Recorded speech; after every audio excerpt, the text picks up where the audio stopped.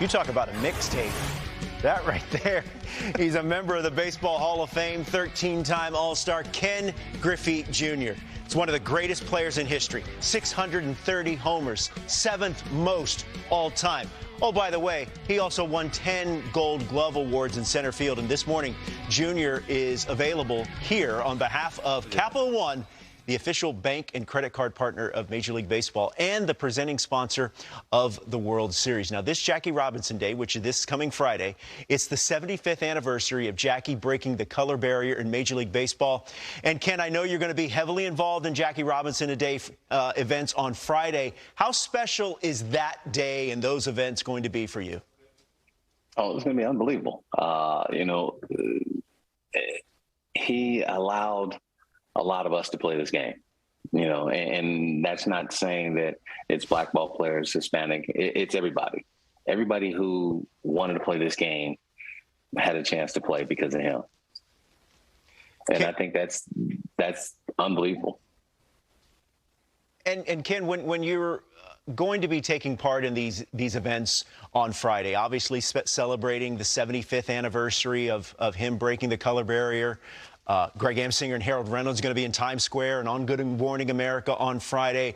What would be the message to younger players or maybe young people that aren't quite familiar with Jackie Robinson, or would say, why is this moment still important in today's time? What would you say?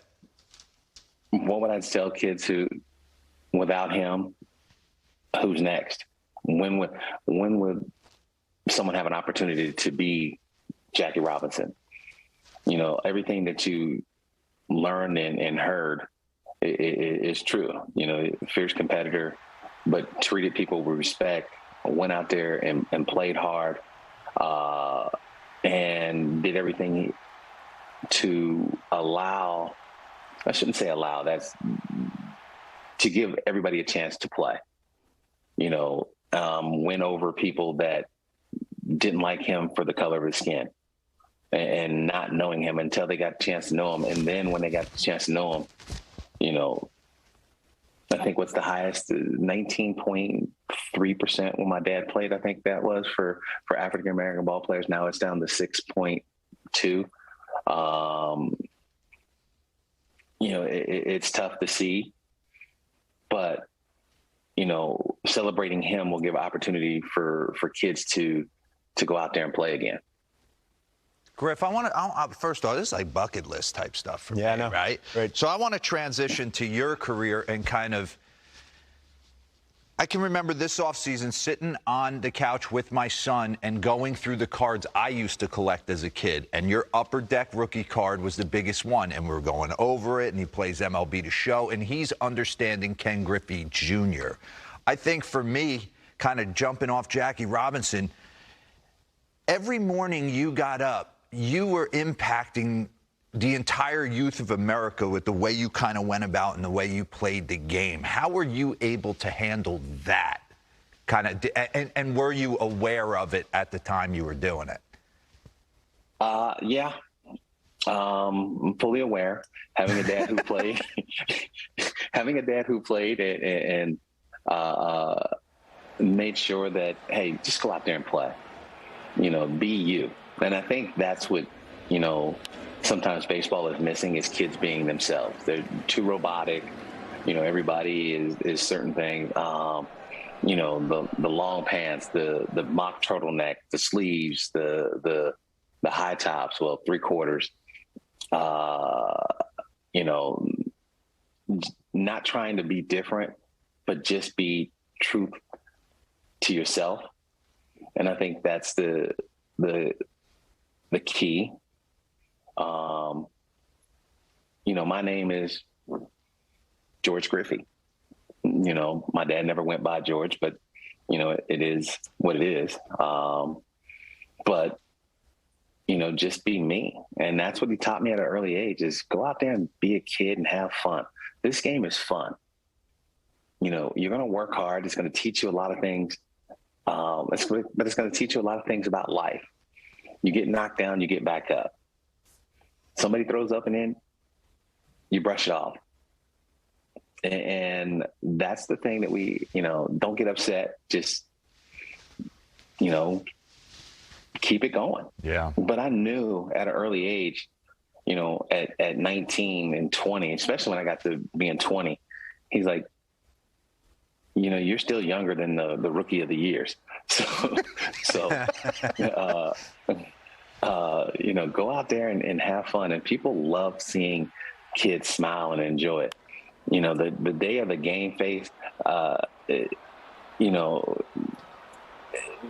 can have it, but you also have to understand that this game is about enjoying the game of baseball, because we played this game at least 10 years prior to getting paid for it. Yeah. And did you think about that? No. What you thought about with the great things that happened, the walk-off home run, striking somebody out, robbing somebody of a home run. We just have to get back to those great thoughts. And the other thing, the one thing I will tell you is like what I tell parents all the time when they get mad and drive home, like, you're the only one mad. The kids already forgot about the game, and they're on to, are we going to a pool party? What's the snacks, whatever. But I tell people, what's your greatest game? And they're like, I went 3 for 4. I did this. But I go, did you win or lose? And they go, I don't remember. And I go, that's what it's about, is having those great thoughts about, growing up and being able to experience that with your kid. Not a shabby background you got there. No, it's also got some trophies that don't fit. Ken, real quick before we get you out of here, pan up. You even have some awards that can't make the trophy case. Look at that. I mean, This guy, it's bursting at the seams. Ken, as DeRosa said. The one up top is my very first one, and everybody wants to see it. And I'm like, okay. I mean, they all fit. And so they all fit, except I didn't want to have like one of those big old mega offices, and I end up having one because my wife was like, you are not decorating our house with all your trophies. She's like, I got to look at you, as it is. I want to see your trophies too. Yeah, I don't want to see that. So she allowed me to have 2 rooms. Well, Ken, as DeRosa said, definitely a bucket list item here. Get a chance to speak with you. Thank you very much for your time, and we look forward to seeing you up these parts Friday. 2021, he hit this epic missile shot the other day at Rogers Center, and he's going to battle for the AL MVP as well. But the story was the guy on the mound, Alek Manoah, and he's my centaur, okay? Half man, body of a horse, because he is downhill cheese with a nice feel for a slider. And we're incorporating a third pitch to the arsenal this year. Been throwing a ton more changeups. His heater, he's got those 2 different planes. He's got the 2-seamer that he jammed Giancarlo Stanton on, and then he has this almost rising 4-seamer that was blowing away DJ LeMahieu all night. There was a couple calls off the edge that the Yankees weren't happy about, but number 6 is an absolute beast on the mound. And you take a look since the start of 2021, lowest opponent average right there, Freddie Peralta, Max Scherzer, Alek Manoah, and Carlos Rodon. Lowest opponent slug on the heater, Ranger Suarez, who had a tough night last night against the Metsies, and Alek Manoah right behind him with Wainwright and Hauser. So, same 2 teams tonight, Kikuchi and Cortez. The Yankees, by the way, have allowed 2 or more runs. They've allowed the first 2 or more runs in each of their first 4 games this season. So they've been behind every game this season, obviously hoping to reverse that trend and get a win tonight. All right, let's go to Arlington for the Rockies and the Rangers, and we had controversy there. Rangers home opener for 2022, 8th inning. C.J. Cron, 3-3 game. That's a 4-3 Rockies lead now on his 2nd homer of the year. But in the bottom of the ninth, the Rangers are down to their final out. Willie Calhoun comes off the bench and sends a moonshot to right field, and we're tied at 4. 10th inning now. God, that had to feel good. Yeah, absolutely. Wow. Rockies have a 5-4 lead. This is Connor Joe. Get to know Connor Joe. That's his 2nd home run of the season, and the Rockies take a 6-4 lead. Okay. This is where the controversy occurs. Bottom 10, Adolis Garcia, 2 on, 1 out. Grounded to third. Throw to second. Ball a little offline. And then the throw to first is crazy. Run scores. But the Rockies challenged that there was slide interference, that Mitch Garver interfered with the play, and as a result, the call on the field is overturned.